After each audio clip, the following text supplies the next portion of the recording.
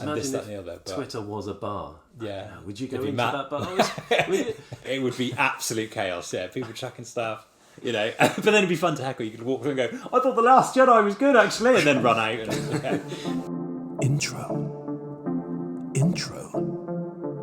Intro music. Intro. Yes, intro. Bass.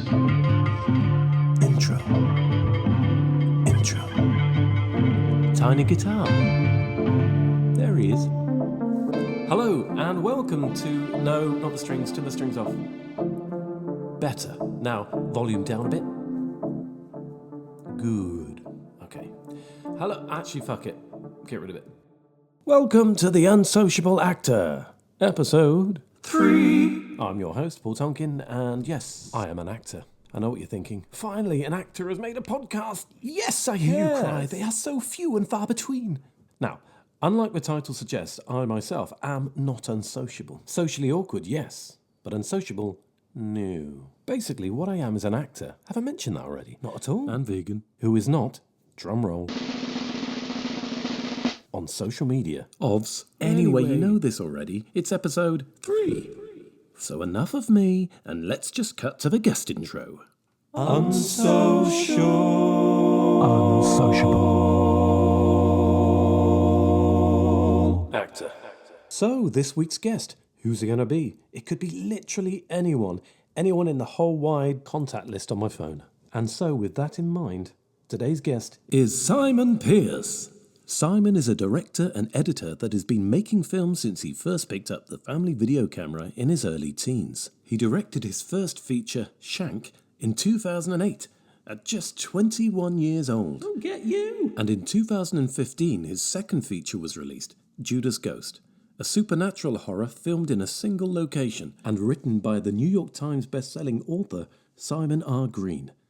When he's not directing, and on occasion acting, he works as a freelance editor for the likes of the BBC, nice, Channel 4, nice, and National Geographic, nice. Simon has also had the absolute pleasure of directing me on a bunch of occasions, including the sci-fi web series Horizon and the action thriller short Intruder. To find out more, you can check out his website, simon-pearce.co.uk. The interview. So, hello. I'm sat here with world-renowned director Simon Pearce. Say hello, Simon Pearce. Hello. Hello. I feel like well-around is very much an overstatement, but thanks. Okay. So, what prefix would you like? I'll say editor, aspiring director. Okay, you've undershot, I would say. But anyway, we're not here to talk about you. Well, we are. We are here to talk about you. Tell us a little bit about yourself before we go onto social media. So I'm a freelance editor and have been for about 15 years now. Mm-hmm. I would like to be a drama director ultimately, so I've made a couple of my own features and a few of my own shorts, mm-hmm. In the hope that one day that is what I'll do full time. But yeah, freelance editing is what I do at the moment. So being based at Bristol, there's a lot of natural history here, so I work on a lot of sort of wildlife entertainment shows. Mm-hmm. So River Monsters, when that was running, I did a bit of that. And as I said, hopefully working my way up to being a full-time director one day. So, social media. Mm-hmm. What do you want? What's it all about? What's it all about? Yeah. What does it mean? Yeah. What are you on in terms of social media? What are you on, mate? Yeah. This is a social media podcast. Yes. That's what you're on. And the two people listening, my mum and dad, thank you very much. They Shout want to know. Shout out, Larry and Sylv. Yeah. They want to know what social media's on. What socials you're on. Yeah, please do tell. Well, I'm actually only really... I'm on Facebook as well, but I don't really use it. So I'm only really on Twitter. Okay. I definitely have lots of people that tell me I need to get on Instagram, but I haven't yet. But get on Instagram. There you go. Twitter is the main one I use. Okay. And do you use that for work or do you use it for fun? Probably predominantly fun, to be honest. Obviously it's a little bit of both, and certainly if I have, a film I've just done or I'm working on, I'll use it to push that and to hopefully encourage people to watch it when it's out and available, or there's a film festival coming up or something. A little bit of interacting with, other professionals or, I don't know, festival directors or whoever it might be. But for the most part, it's probably fun, I would say. Yeah. So on Twitter, do you think your voice is any different to your voice off of social media? No, I don't think so. I'd like to think I'm, true to who I am. I certainly try to keep it positive. I mean, again, I'd like to think I'm a fairly positive person, but certainly if I, obviously there's negative stuff that you would kind of share with friends and family that you wouldn't necessarily want to put online, even though lots of people do. So yeah, I try and keep it positive, but I certainly don't think I make an effort to kind of project any sort of image. And because it's personal and professional sort of in one, I am obviously conscious that that professional side of it is there. So I guess I do, in a sense, try to keep it, I'm conscious it perhaps also has to sound like a professional director, but no, I don't kind of, particularly govern or restrict myself in any way. So yeah, I'd like to think it's true to how I am normally. It's a sneaky edit. It's a sneaky edit. It's a sneaky edit.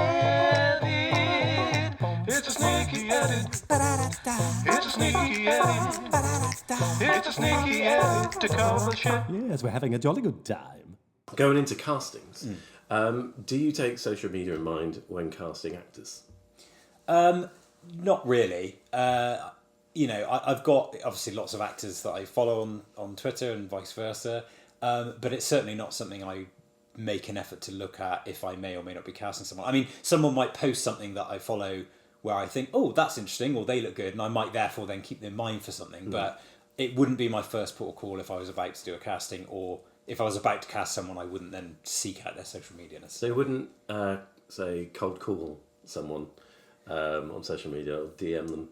No, it's funny because it's obviously a very good resource for that, but, and this might just be in my own head, but there's something weirdly intrusive about that if you don't know them. For me, I find like DMing someone on Twitter or whatever feels weird, and I feel like it would lose the veneer of professionalism that I would want to keep up, and I feel like, if I don't know them, I have to go through professional channels like an agent or whatever it is. Do you know what I mean? Yeah. Rather than DMing someone out of the blue. But then, I might, I suppose, tweet someone I haven't met saying, oh, I really liked your performance in X, and then maybe something organic might come out of that. Yeah.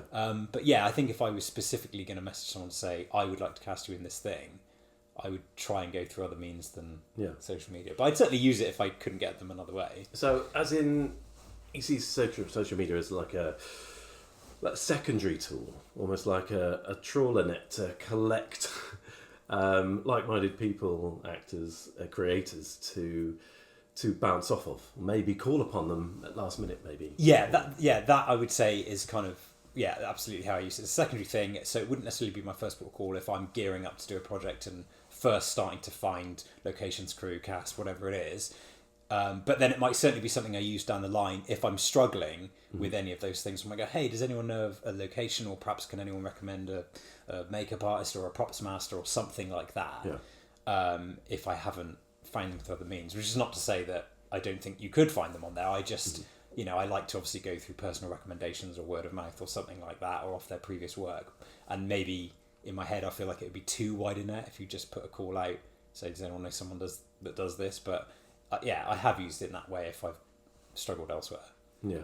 So have you ever been DM'd or cold called by an actor or director, producer? Yeah, I have had that. And I totally don't mind that at all, because I know I did say that I don't necessarily do it with other people, but I certainly have no issue if people do it with me, and I have started up conversations with actors or other filmmakers, for example, that have messaged me, and that it might bring them to my attention where I think, oh, that's really cool, and I then maybe look at their website or their show reel. So that's totally, and that is another nice, that is absolutely, even though it's perhaps not my first port of call myself for that, it is of course a nice way to expand your network and get in touch or hear from people that you might not have otherwise come across or discovered. So I think it is great for that, and I've certainly had it happen and been grateful for it.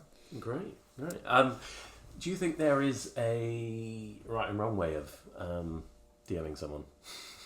Well, certainly. I mean, I do get, and this is probably true as well of emails, where when it's an obvious kind of stock response, or something where it's like, okay, you've sent that to 100 people, so it's nice when it's a little bit personal and maybe there's a sense of why they particularly contacted you rather than a just kind of general, I don't know, but just, something short and brief with a sense of personality is nice rather than just a kind of cold, a bit of research. Hey, look at this, I've sent it to 50 people.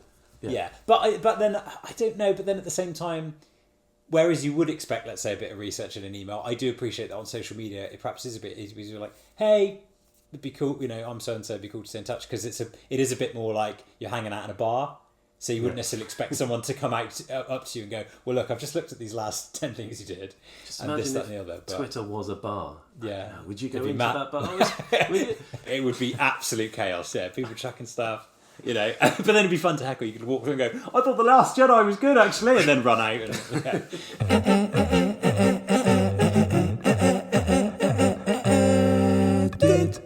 So do you take into consideration someone's profile when regards to casting and acting? Not really. I know, well, not lots of people, but I've certainly encountered people where they might take something like follower account, into their decision-making process. A producer or director? Someone who's maybe in a producing capacity that might consider that side of things. I mean, personally, from a business point of view as a filmmaker, for me, I get it if someone's maybe got a bit of a name or they've got a following because, they were just in that TV show or they had a part in that film or something like that. And of course, I would consider that as a factor, because that's ultimately maybe going to help make or break your film. But just, for instance, follower count is not something I would be interested in or even think about, because, certainly I think there's a huge gap between how many followers you might have versus how famous, in inverted commas, you might be. Yeah, famous, I suppose, as in how much you've done work-wise, based on your workload. But I wouldn't, exactly. But I wouldn't necessarily consider having a high follower count anything to do, or any reflection of that, or your abilities. Yeah. So yes, first and foremost, it would of course be how good are they for the role that you're trying to put them in, if it's an actor, or, and then after that, how well known are they? Just because, of course, it would help if they were a bit part in some show or whatever. But yeah, follower count is not something I would really think about. Yeah. Or their social media, consciously, it's not something I would take into account. Would their profile, what they did on social media, would that take into account? Again, I wouldn't seek it out. I mean, I must admit, I have had a situation where an actor I knew was posting a lot of things I would consider controversial, and opinions that I wouldn't necessarily agree with, and also I mean, of course everyone's entitled to their opinion, and like I said, it's not something I would think about, but things that I know are very hot topics and things that I thought were maybe not very sensitive takes on certain situations, and that, again, I didn't seek it out, it was brought to my attention, or I just happened to stumble across it, and that did trouble me, because it did make me think, I'd be wary of casting that person now, because they're very open about things that I think are a bit distasteful or whatever, and now I'm conscious that who else is going to find that if I put them in a project, and will that negatively affect the project? And I almost hate to say it, but I feel like that is something you have to take into account nowadays. And so again, I didn't seek that out and I didn't look for that, but when I became aware of it, myself and other people who knew this person thought, ooh, we kind of have to be a bit careful with them now. I don't know, maybe that's terrible, but it's not terrible. It's there, but again, that's because I know the person, and obviously in the person, I don't think necessarily, on the face of, let's say, one of these controversial posts, someone who didn't know them might look at that and go, "Oh my god, they must be really racist," let's say, or whatever. And I, knowing the person, you can think, well, I know they're not. They've perhaps just been ill-informed, or they don't quite realise the extent of what they're saying there. I don't know. But obviously you're conscious of the fact, but they are putting stuff like that out there regularly, and lots of other people are seeing that, who are perhaps going to make a decision, well, first of all, whether to watch your film, let alone buy it or whatever else. So it is something you have to be aware of, and so again, that is something I've taken into account when considering projects or parts for that person. I mean, it's something you can either, I suppose, run away from, or you can engage into a conversation with that person. And see if you can rectify these problems. Which is something that I want to do. I mean, I've not had the chance to do it yet, but that is very much something that I would like to do. Just have a private conversation with that person about some of those topics. Exactly. And it's not not because you need to do this, so I will work with you. It's obviously not about that. No, you just can't make a piece of work or a piece of art, or if you're not all, I suppose, on the same page to a certain extent. If there's something that's rubbing you the wrong way, you can't. And the mildest way to put it, rubbing the wrong way, you're not going to focus. You're not going to create the best art that you can do. Yeah, exactly.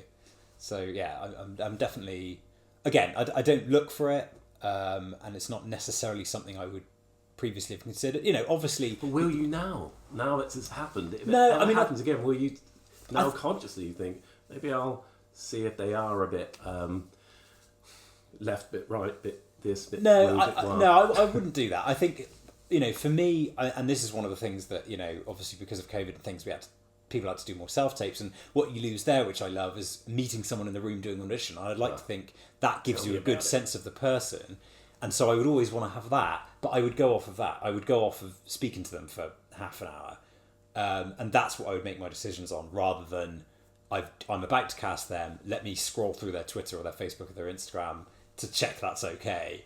I still would definitely not think to do that.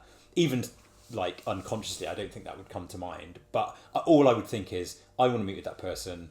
Do I like them as a person as much? Can I stomach working with them for 6 months, however long it might be?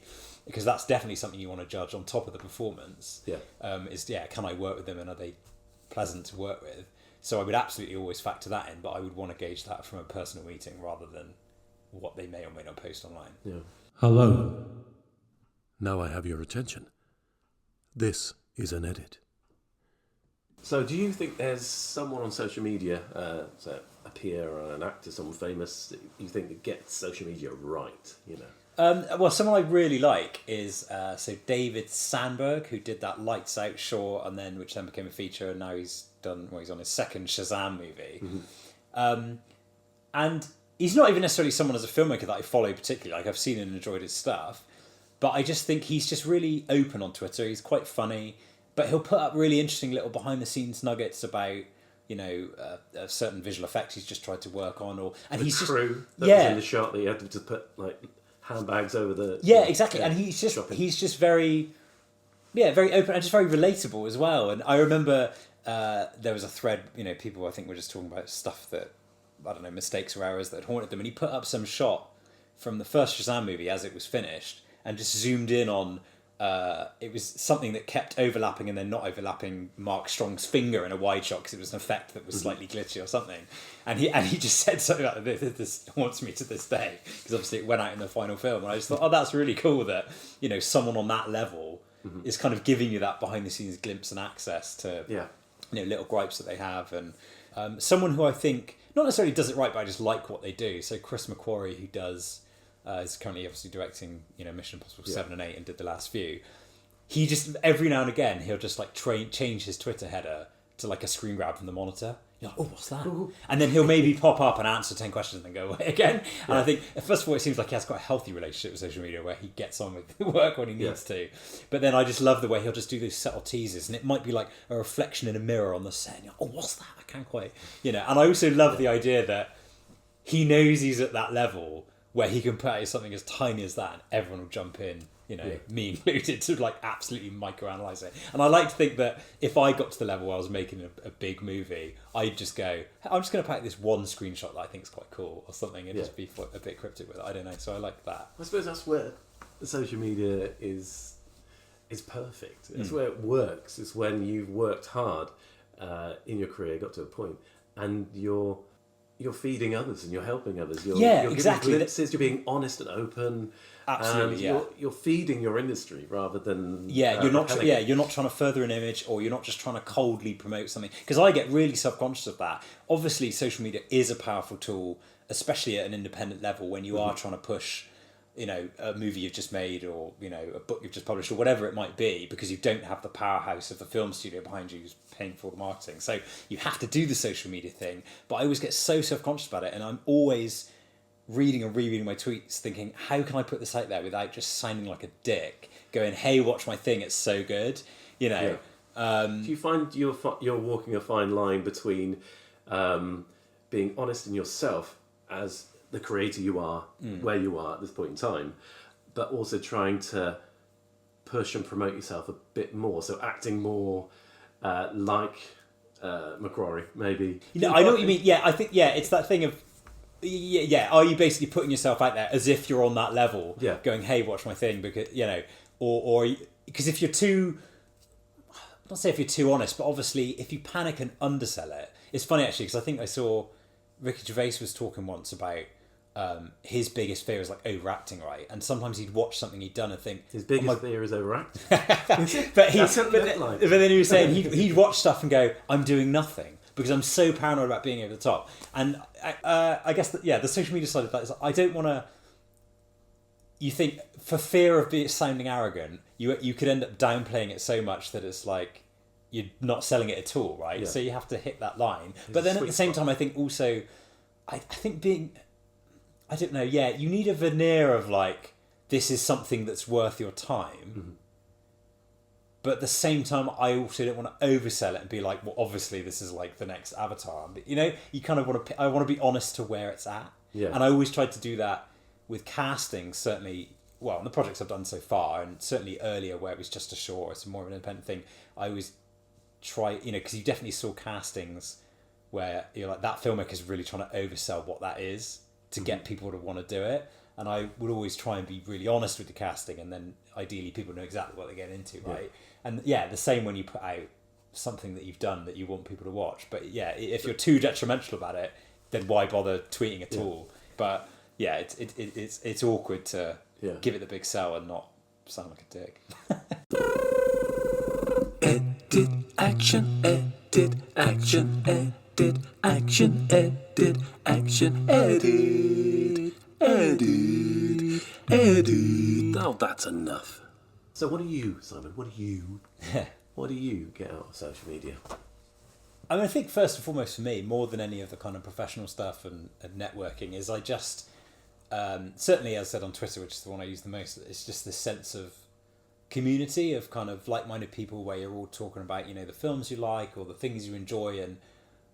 And funnily enough, because, recently there was the possibility maybe that Twitter was going to go under because of the change ownership and all that. And I actually did have a moment of thinking, I'd be really gutted if that happened, because there are people that, I find really funny on there, or I want to know what they thought of that thing, and I would miss not, even though I've got friendship groups and stuff where you do discuss movies you like or your interests or whatever, I think I would miss having that large community as well that, Twitter gives me. And I think first and foremost, what I get from it is that. And also, there's just some really funny people out there where something might happen in the world, in the news or something, that depresses you or gets you a bit down. And within 2 seconds, some genius online has come up with a fantastic joke about it, or some really, really witty response. And it just cracks me up. I've spent nights, just before I go to bed, I'll have a little scroll, and I've just been in tears laughing at stuff sometimes, some stupid little joke or whatever.